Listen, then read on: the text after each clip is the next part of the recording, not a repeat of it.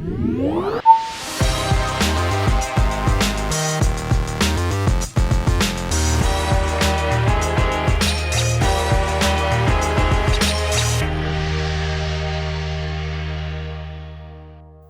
up, everyone? Welcome to episode 37 of Preloaded. My name is Josh Finderup, and I'm joined once again, as always, by the other half of Preloaded, Jackson Vanover. How you doing this week, Jackson?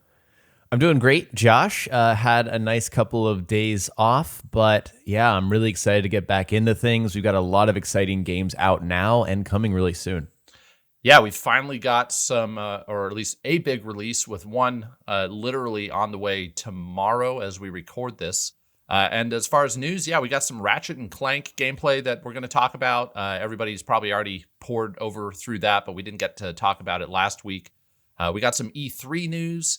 We got a Ubisoft drop, like a news drop, kind of a surprise announcement from them this morning. And we are also going to have a review discussion at the end of the show for our deep dive this week. We're just going to dig in to the Resident Evil Village reviews and kind of give our thoughts on that. Neither of us have played the game, but we certainly have some thoughts on where the reviews stand and how those are shaken out. So you'll want to stay tuned for all of that.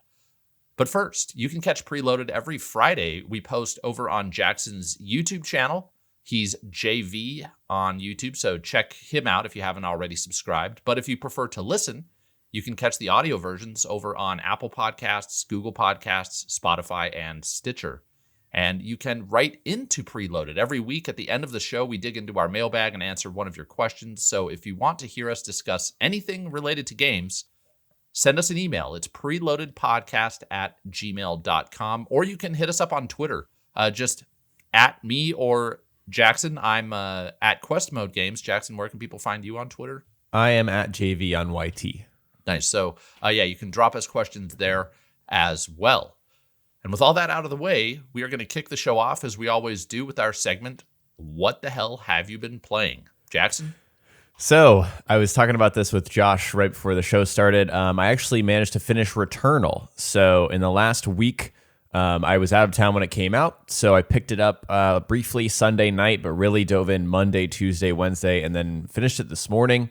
And I was absolutely blown away, both by what Returnal managed to pull off in terms of being kind of a semi-double-A game, I guess you could say, for an exclusive, but also at full price, but also just hooking me. Like, I was obsessed. I really, really dove deep into the game, and I learned all of the mechanics, and I became just very entrenched in it, and I was very satisfied by the ending, and apparently there's a secret ending you can go after, so Yep. I may even go for that. Nice. So how many hours like you can go into your ship and see how long it took you, not to put you on the spot here or expose you in any way, but how many hours did you clock in this game? So only 17 and a half. That's pretty good. Yeah, I saw some people clear it in like 14 hours, so I think I might have been, either that was a really fast person or I'm not really sure, but 17 hours, 17 deaths. But the interesting thing is that I beat biomes 4, 5, and 6 on my first try. Just one go. I didn't die at all during that part. You're not the first person I've heard that did that. There was someone else I saw on Twitter who, it was funny, they were waiting, they were tweeting about how their girlfriend was like waiting on them to finish their run of Returnal, and they were on like the second biome, and they were going to go have dinner, and he ended up finishing it on finishing the game on that run because he managed to get through those same biomes in in one sitting. So it was like a really long run, which was kind of funny. But anyways, that's cool. Did you enjoy those 3 biomes as much as the previous 3? Like how did they compare? I think I enjoyed them more because there was less friction, which kind of speaks to the fact that like Returnal and Hades have both taught me that I really do like a good roguelike game, and Yeah. I respect what they stand for. But like I noticed for myself, I stopped going in as many optional doors. Like that just didn't seem like something that I wanted to do. I wanted to keep getting the story. I didn't want to, elongate my runs and have the risk of dying and then getting wiped back. So that's kind of what I ran into. Nice. Well, congrats on finishing it. That's I'm like, I mean, I don't want to get into my experience too soon unless you're done talking about what you've been playing. But yeah, that's that has not been my experience. Oh yeah, no. Let's go over to you because that's all I've been playing. Yeah, so I'm at like Biome 2. I've clocked 13 hours and I I finished Biome 2. I beat the second boss. Now, I did beat that second boss on my first try, which surprised me. But then I got to Biome 3 and I died. You run into these like aerial enemies that are flying and they kind of pulsate out these red rings. And I just ran into a room of those and they just destroyed me. So I haven't played it since then. But I'm like you. I'm loving Returnal. It has met my expectations and maybe even surpassed them. And they were high. So just really having fun, loving the kind of the loot grind that I go through in the first biome to, make sure I succeed on the second biome. And now I'm probably going to do that same thing when I go into the third biome. And I did hear that there's a checkpoint or something, or like you can start the game again from the third biome once you make it past that third boss. Did you may not have experienced that since you finished the game. No, I did. There's a very specific bookmarked story moment, so I won't spoil it. But essentially, once you beat the third biome, the Derelict Citadel boss, your resets start at the beginning of the fourth biome. Oh, thank goodness. Yeah. It's kind of like a relief there. But like you said, I didn't experience going back to the beginning of the fourth at all. Yeah. So yeah. But and so anyway, I'm just loving this game, and I just want to say just how silky smooth the shooting mechanics are in this game. Like I'm not a big third-person shooter, so maybe there are games who have better mechanics, but I've found it especially. So one of the other games I've been playing is Ratchet and Clank, A Crack in Time, which granted that's like an old game, probably 10 years at least old at this point, if not older. And so comparing the two is not fair, but that is a third-person shooter. And just going from Returnal to that, I'm like, holy smokes. Returnal, you don't even have to think about what you're doing in that game. It just happens. Like you just move your hands and you're doing it. Celine does exactly what I want. Not the case with Ratchet and Clank.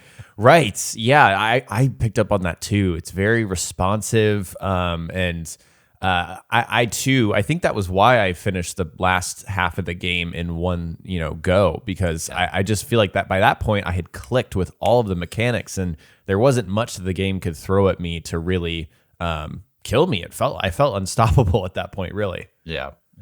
Well, not to get too much into a review discussion on Returnal, but it sounds like we're both enjoying it very much, or at least you enjoyed it and may dive deep into it again. I will, but it's going to have to sit on the back burner because, like I said, I'm playing Ratchet and Clank Crack in Time. I'm doing a video on Ratchet and Clank, and I'm not the most experienced in that franchise, so I have to kind of make sure I'm caught up on what it's like to play those games. So I'm playing Crack in Time, loving it so far. It's a lot of fun. Once the game got its collectathon hooks into me, I'm looking forward to going back. And I also beat Resident Evil 7 finally in prep for Village, which comes out tomorrow. Awesome. How'd you like 7? I loved it. So the funny thing is, I was kind of lukewarm on the opening half of that game. I don't like being chased by these characters. Like Mr. X was okay. I could handle that. But I forget the name of the family guy, the dad in the family, Jack. Yeah. I could not stand him. So frustrating. I'm just like, would you just die already? And then in the second half of the game, he's just gone. And I'm like, oh, now I can play this game at my own pace. So unlike a lot of people, I didn't like the first half as much as I really loved the second half of that game, even though it takes a total left turn in the story. But I liked it. That's awesome, man. Yeah, from my experience, I was like other people. I think I preferred the first half and kind of the focus of it. Mm-hmm. And then it does the Resident Evil thing where you go underground and the stakes kind of escalate and things get even crazier, which is awesome. But I just remember kind of trying to speed through that. And also that game just really scared me. I think it's time. I think it's the scariest game I've played. And there's one part in particular where I don't know. I think we could probably. I don't think this. Well, this actually isn't a story spoiler. It may be like a little spooky spoiler. But there's one part where this little girl's legs walk across this little opening that you can see, and that part totally creeped me out. But I was like, why is there a little girl here? Thankfully, the story explains that at the end. And I actually really liked how the game did kind of nod to all the previous Resident Evil lore towards the end. If you read all the documents that you can find, they mention the Raccoon City incident. They mention Umbrella Corporation, because I was looking forward to that. I was hoping that it connected to the old Resident Evil universe, which it did, even if it was kind of very slight. Awesome, man. Yeah, I'm glad to hear that you enjoyed it. That was a great game. Yeah. So anyway, that was a long what we've been playing segment. If you've been enjoying Returnal or heck, Resident Evil 7, let us know in the comments. But moving on, we are going to get into the top stories of the week. The big one that we probably don't want to spend too much time on was because everybody, as I mentioned at the top of the show, is probably pretty familiar with all this. But Ratchet and Clank did, or rather PlayStation had a state of play. They released some new Ratchet and Clank gameplay. Short version of the story is it looks amazing. Jackson, I don't know if you wanted to just share your thoughts on this. Sure, yeah. I just want to say that it sent my hype personally through the roof as a fan of the first 3 games, playing them as they came out. This is exactly what I want. It feels like they didn't hold back, whereas if you played the 2016 game, you might have thought that it was a little tame in some parts, trying to be a movie tie-in. No, this looks like they sunk a lot of money into it from Sony, and I'm really excited to play it. Yeah, me too. I think the game looks incredible. Going back to play A Crack in Time and having not really loved the 2016 remake, my hope for this game is that they somehow evolve this gameplay loop of go into a room, shoot everything, collect all the bolts, go into the next room, and do the same thing. I know that that's really oversimplifying it, but to be perfectly honest, that's what my experience has been like playing these games. That's, for some reason, that's what I feel like I'm doing. And so I hope that this is adding some new elements that make it a deeper experience. Right. I think it will be that. However, I hope that they kind of contextualize progressing your weapons and mixing in new combat elements like being able to dash around. That's huge. That's really going to change the way it's going to feel more like Returnal. Yeah. So I'm really excited for it. Yeah, and that dash looks super cool. Got to say, I was impressed with it. Does there. Yeah, Rivet is in the middle of that dash. Did you notice that? Did you ever pause? Yeah, if you pause it, Rivet is like in the middle. Oh man, I got to put that in my video that I'm making. That's a great detail, because one of my theories that I don't know if I was going to mention is are they one and the same, just the interdimensional versions of one another? So maybe that's the case. Maybe so. Yep. So moving on from that, we got some E3 news. So. Unfortunately, Konami will not be at E3. This was one of my most anticipated kind of reveals. What the heck is Konami going to show? They just released a statement saying that due to timing, they will not be ready for E3 2021, but they are deep development on a number of key projects. And obviously, there are a ton of rumors about Konami, Kojima, Microsoft, and E3. But how does Konami fit into all that, since they own the Metal Gear IP? So we'll see how that shakes out. Good news is they're still deep in development on these projects. Bad news is we're going to get that information likely sometime after E3. Yeah, I figure we'll hear from most major publishers. A lot of them will be at E3, but we'll hear from most of them in the E3 timeframe, that next couple of months. Yeah. And as for the Metal Gear Kojima stuff, I guess that could maybe happen at E3 if Konami just lets Kojima handle it. Yeah, right. Assuming that is, sorry to interrupt. Assuming that is even happening, right? But we also got some good news that some more, and this will probably continue to happen as we get closer to E3. But some more publishers jumped into the fray and are going to be joining the show. So we already had Nintendo, Xbox, Capcom, Ubisoft, Take-Two, and Warner Brothers. Interesting thing about Warner Brothers is they announced the DC. Well, I guess I don't know if DC and Warner Brothers are in the same camp, but there is DC Fandom, which got announced as well. But those are the publishers that are already there, and now we have Square Enix, Bandai Namco, and Gearbox are also joining the list of publishers. Square Enix, I mean, who knows what they'll show? They have a ton of stuff. I'm still hoping for Final Fantasy VII Remake 2, but there's a ton of other stuff. But Bandai Namco and Gearbox, what do you think is going on there, Jackson? Any thoughts? So I'm not a huge Bandai Namco guy. I mean, it wouldn't shock me to see a Dragon Ball game. I feel like they've been pumping those out and people have generally been liking them. Yeah. So something in that realm. I know they have a ton of other JRPG IPs, but again, not my expertise. Gearbox is interesting because they started publishing games a lot more. I'm actually forgetting what it is. Oh, yeah. Godfall. That's it. Yeah. So I feel like Godfall's kind of dead in the water. I could be wrong there, but maybe a new project we see from Gearbox since they just started up their publishing house. We'll see. Yeah, I can see them maybe having an expansion for Godfall, but if that's their big showpiece, that's definitely going to fall flat. But Yeah. Bandai Namco does have, I think, Scarlet Nexus is a game that they've been gearing up to release. So we might see more of that. I think that actually comes out very soon. So anyway, that seems likely. But yeah, we'll see what those are up to. E3, can't wait. It's just over a month away, which is crazy. I know. I'm like still excited. It's virtual and we don't get to go, but I'm still very excited for it.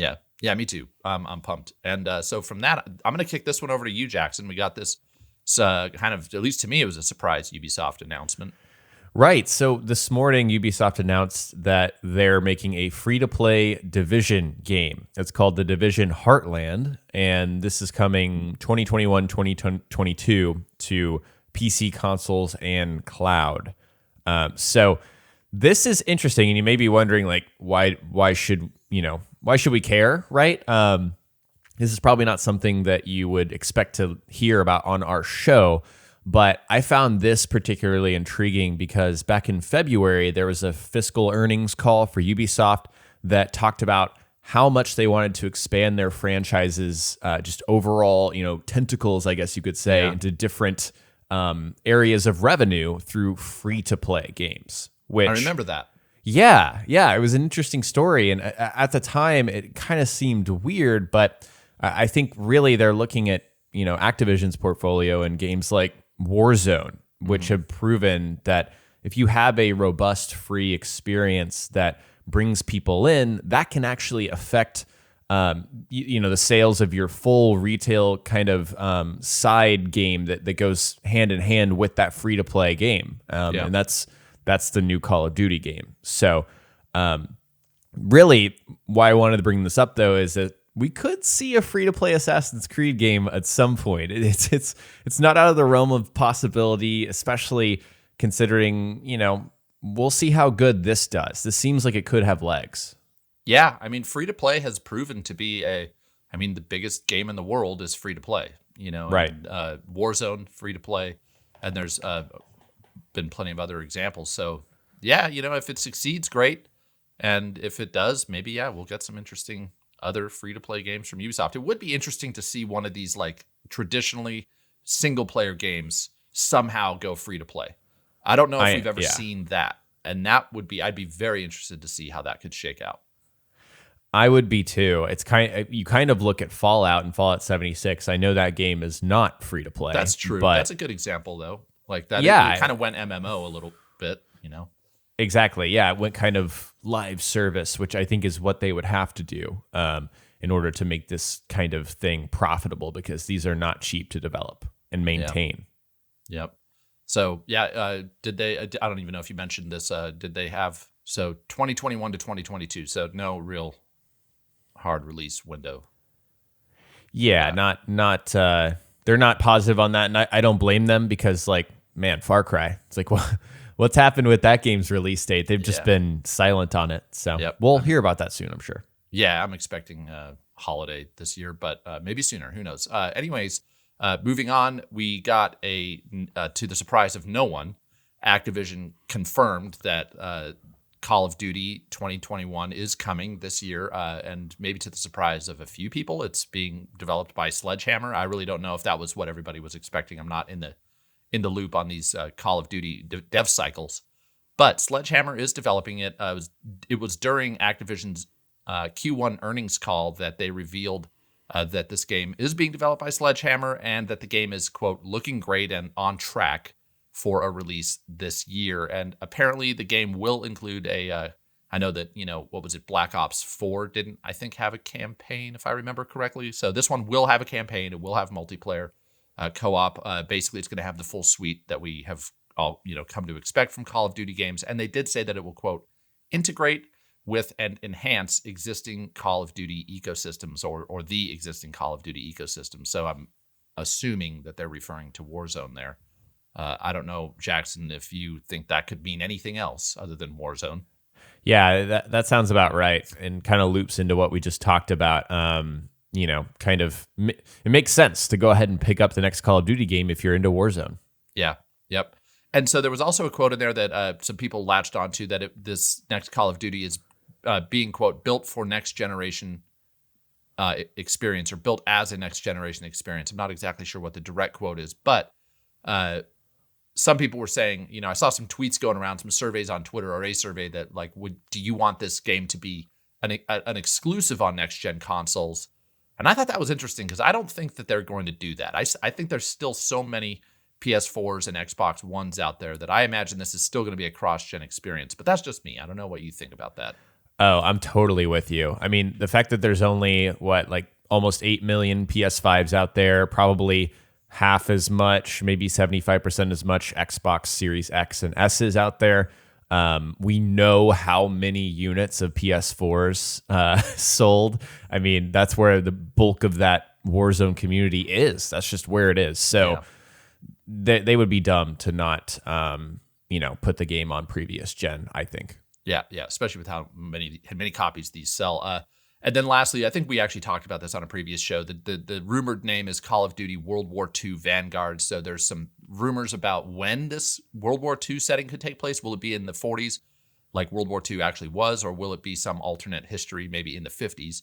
So we have to wait and see on that. But Activision has promised more details soon. So that's what we know about Call of Duty coming up anyway. Right. And I would like to see it at E3. We'll see. Yeah, I think that would be reasonable to expect. Whenever I've gone to E3, Activision always has the biggest booth in the house. So they do. Yeah, lots of people love their COD. Yeah. So anyways, those are the top stories. We are now going to take our first break, and when we get back, we're going to talk about Resident Evil Village. We'll be right back. And we're back. We are now going to dig into our deep dive topic of the week. And I don't think we've ever done this, Jackson, but we are going to have a bit of a review discussion around Resident Evil Village.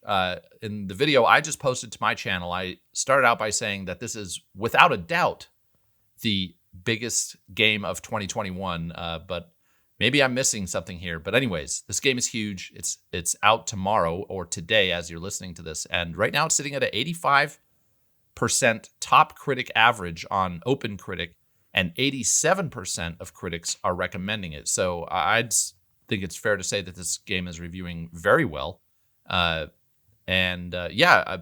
Before I get into it, I'm just curious to hear what your thoughts are. I know you posted a video to your channel about the reviews for this game. What are your thoughts about how this game is reviewing?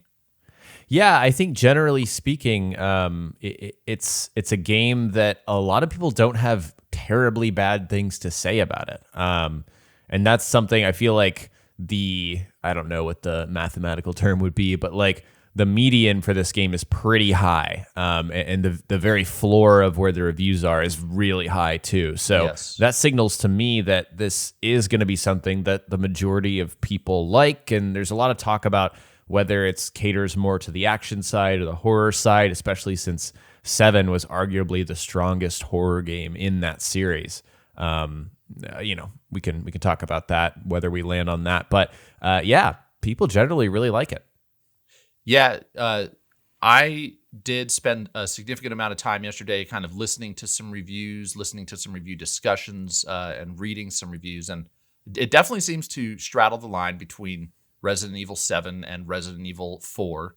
I did read that, a lot of the something that came out in my as I read these reviews that I didn't really realize is that they intentionally dialed back kind of the fear factor because Resident Evil 7 was a very scary game, and some people felt it was maybe too scary.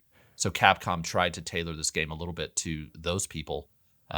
But yeah, just one of the quotes I have here, this was actually from a review that was given on inverse.com. I'm not familiar with this site, but it was actually one of the lower reviews that I could find, which was a 7 out of 10. And it just a very simple, short and sweet quote. They just said Resident Evil Village is a good but not exceptional middle ground between the action-oriented RE4 and the horror thrills of RE7. But another point you made that I want to make here and kind of reiterate is that this was one of the lower reviews. So yeah, the review floor, I think the lowest review I could find was a 5 out of 10, but the vast majority of reviews are 8 and above. Right. So really in between 8 and 9, that's where I would say like 80% of the reviews for this game fell.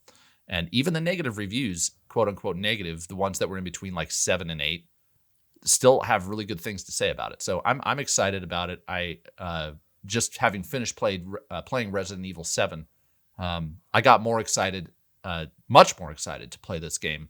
And so the fact that it has that it does kind of continue off of what Resident Evil 7 did, but maybe not as scary. Actually, that sounds great to me. Right. I don't want to talk too much here, but before I forget, the one thing that I did read was that the characters people were all over the map about the characters. Like, they love the villains, but nobody likes Ethan. Right. Everyone hates Ethan. That's something I picked up on too, which is really funny. One of my favorite perspectives, forgive me, I can't remember where it came from, but I think it was Skill Up, actually. In his video, he said, yeah, Ethan's boring, blah, blah, blah, but it really serves to put the rest of the characters on the front stage in the spotlight. And I that's something that I can totally get on board with. Like, if those larger-than-life characters are kind of more of the focus, it's kind of a Far Cry 3 situation with Voss. Everyone loves Voss. And you might not have loved him as much if the main character, Jason, was, a little more engaging. I don't know if I'm making a good argument here for that, but yeah. Yeah, that's an interesting comparison, because, I always felt that Jason Brody, wasn't that his name? Yeah. Such a bro name. Like I know. Yeah, it even has bro in the name. But I never felt like he was that interesting of a character. But with this, the villains seem, everybody loves Dimitrescu, and everybody in my YouTube comments corrected me that it is actually that you do pronounce the U. I don't know, but anyways. I heard that too. I don't really care at this point. Yeah, but you put in the doc something that I did read in some of the reviews, and it's kind of cool, I think, is that a lot of people said that this, I think one reviewer even said as much that this is kind of like the Disneyland of scary games, where you go from like one themed area to the next, and they all have this villain that kind of oversees that area. And that just sounds like a lot of fun to me. Totally. I'm with you there. And even you mentioned earlier that this is a less scary game. I was so scared to finish Resident Evil 7 that I'm glad. Like, I want to be scared, but at the same time, I want to feel like I can finish the game without like looking up what's going to happen next. Because I really did do that for 7. It really did get me. Yeah, 7 was very, very scary. I mentioned at the top of the show that part where you see the girl's legs like walk across this little opening, and it just creeped me the F out. I was tried to play that game completely in the dark whenever I did play it. And I'll do the same with Resident Evil Village, but it doesn't sound as scary. The lean in towards action is going to be interesting for me, because I had never actually played through Resident Evil 4. That game came out when I was kind of on my gaming hiatus, and when I did go back and play it, I still, to this day, every time I try to get into that game, I feel like the mechanics just don't vibe with me. That third-person, over-the-shoulder shooting mechanic, at least in that game, feels very stiff to me. So I'll be interested to see how playing an action-oriented Resident Evil feels, because this will be my first. I've played 1, 2, 3, Code Veronica, and now 7. So. Oh wow, interesting. Yeah, I actually I haven't played 4. I've only played what people consider the bad part of Resident Evil, which is 5, and then 6 was just very rough, and then 7, and then the 2 remakes that came out. So, I love 5 even to this day. I realize it's like campy and horrible and outdated, but that's a more actiony game. So sign me up for this. Yeah, and there are some mechanics here that were taken straight out of Resident Evil 4. Like, as I was doing the research for my video, you can barricade doors with like bookcases that are right next to the doorway, and that apparently is taken straight from Resident Evil. And it does look like those combat elements will make for a bit more of a strategic experience, though. Like, you'll also have landmines, which I don't think I've ever played a Resident Evil where you have landmines. Maybe that was in 4 and 6. I don't know, but so that'll be cool. You'll have a sniper rifle, so definitely more of the first-person shooter elements being brought into this. No doubt, and that'll be a lot of fun. The one thing I do want to bring up is I listened to a review by Brittany Brombacher, who's like, Queen Resident Evil. She's a major Resident Evil fan. She's the one who hosted the Resident Evil Showcase. Right. And one thing that stuck out in her review was that she loved the first half of this game, but she only liked the second half. And I think a lot of that had to do with the storytelling that, this I heard another person say that this could have just not been a Resident Evil game, and the story would have made just as much sense. So if you're big on like the Resident Evil lore, this might not hit those buttons for you. Right. That's interesting. Definitely can't call myself a fan of the series, but yeah, I've also heard that if you love Resident Evil in general, that you'll like this game. There are some cool, like, I think actually Brittany Brombacher, I saw her tweet and put it in my video that there's like 2 specific moments. Or I'm sorry, it wasn't her. Scratch that. But someone did say there's 2 specific moments that for fans will be like, oh, very interesting. Like it'll generate conversation. So I'm excited to see what that is. Me too. I actually as I did the research for my video and played Resident Evil 7, I actually want to go back and play like all the way back to like Resident Evil 0, which takes place before the first one, because I got so interested in the lore. I feel like the series has great lore. I wish they would kind of dive deeper into that with these newer games, but they seem to kind of be leaving that a little bit behind. Yeah, man, it is really interesting. I do like the IP. Yeah. So anyhow, you all might be starting this or have started it by the time you're listening to this podcast. We'd love to hear your thoughts on the game so far. Or if you haven't started it, if you're looking forward to Resident Evil Village, or maybe you're just not a fan of the series or scary games. So leave us a comment, let us know. And with that, we are going to take our second break. When we get back, we're going to dig into our mailbag. We'll be right back. And we're back. We are now going to dig into our mailbag. Every week, we read a question of yours right here on the show. If you want to have your question read, write us at the email address preloadedpodcast@gmail.com. Or as we mentioned at the top of the show, you can also @ us on Twitter. I am at QuestModeGames. Jackson, where are you? I am at jayvee on YT. So yeah, email us or hit us up on Twitter with your questions. This week, we are going back to Brock. Brock, thank you once again for another great question. You asked, Sony surprised everyone on Tuesday when they registered the trademark for Sunset Overdrive. What do you think Sony is doing with this? Because although Sunset was made by then an independent studio turned Sony first-party studio, referring to Insomniac, the game was an Xbox exclusive title. Also, did you play Sunset Overdrive, and what were your thoughts on it?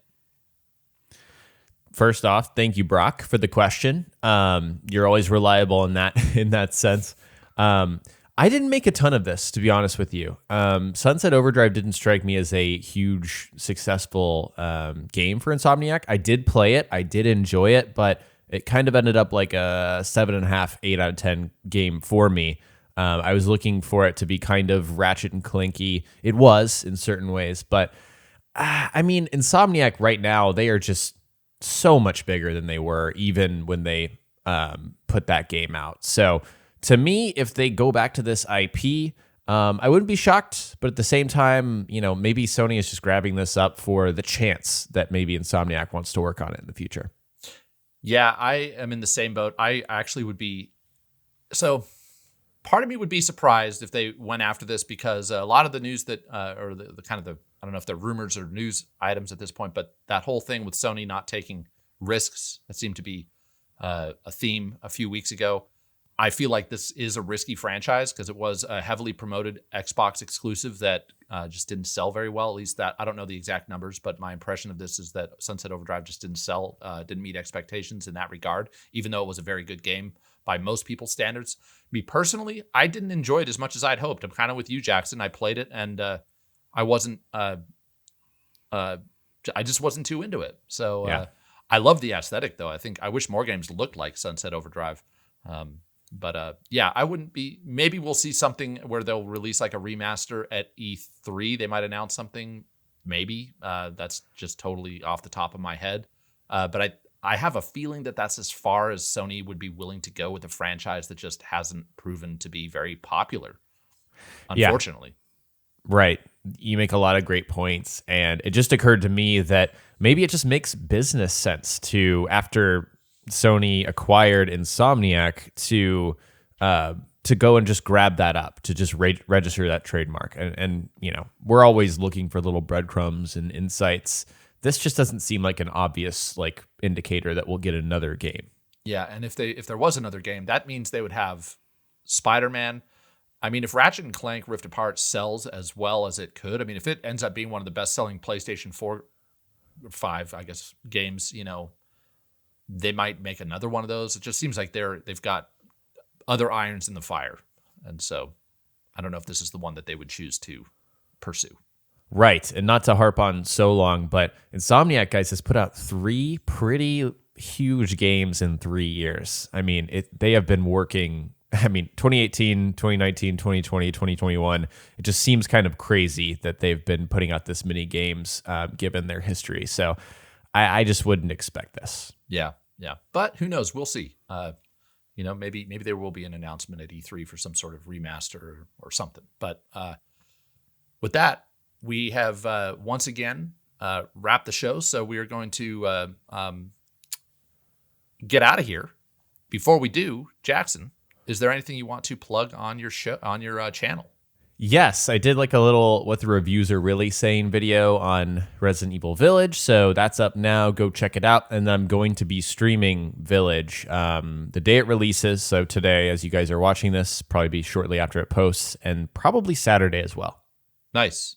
And on my channel, I do have a preview video for Resident Evil Village. So if you still haven't gotten your hands on the game and you are hungry for some preview coverage, you could watch that video. But beyond that, I am working on a Ratchet and Clank Ultimate preview, which probably won't post this week. It'll probably be next week. So as always, I appreciate everyone's patience as I work on that. And with that, we are going to sign off. Thank you so much for listening through to the end of the show. We will see everyone next week. Bye, guys.